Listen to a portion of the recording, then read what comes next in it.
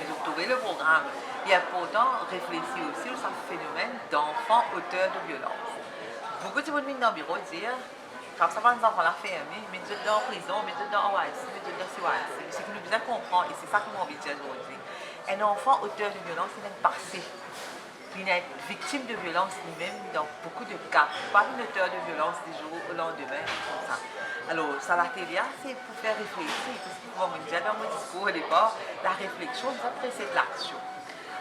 Et il y a beaucoup de travail qu'il peut faire pour combattre la violence à l'égard des enfants. Mais je crois que ce qui est important, comme le ministre des Droits humains dit, c'est la coordination.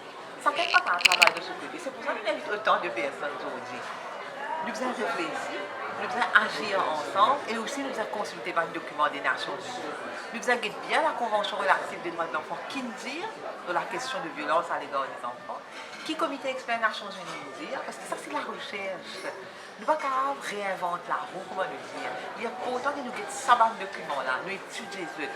Et en fonction de ça, nous développons une stratégie pour combattre la violence. Le comité d'experts des Nations Unies qui étudie la situation des enfants à Maurice bien et je te fais une recommandation régulièrement. Alors, quand nous guettons les comités d'experts des Nations Unies, il y a un papier qu'ils ont publié. Il y a General Comment, la violence, il y a Alternative Care Guidelines. Je fais la recherche au niveau international, nous ne pouvons pas prendre livre, nous prendre livre en entier, mais nous devons inspirer nous. C'est ce qu'il faut faire. Nous inspirer nous, c'est ce qu'ils veulent dire, pour nous développer une nouvelle stratégie propre à une nouvelle réalité locale. Au nombre de plus que 60, et non, en tout cas, nous dans la brigade des mineurs, nous avons un représentant d'Agalega. Il est bien important qu'il ne nous pas oublier qu'il y a des enfants d'Agalega, qu'il y a des enfants de Rodrigue, parce que des fois, il y a des enfants dans sa gauche aussi bientôt.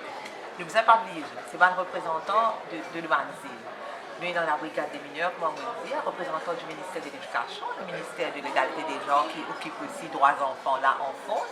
Tout le head of unit de ce ministère-là présent, nous sommes bien contents qu'ils répondent présent. Nous avons un CEDEF qui est là, nous avons un ONG qui est là, nous avons un psychologue qui est là, mais tout ça va du monde là pour mettre la tête ensemble. Et là, on a une bulle là, mais en tout cas, oui, le bureau de DPP de répondre présent.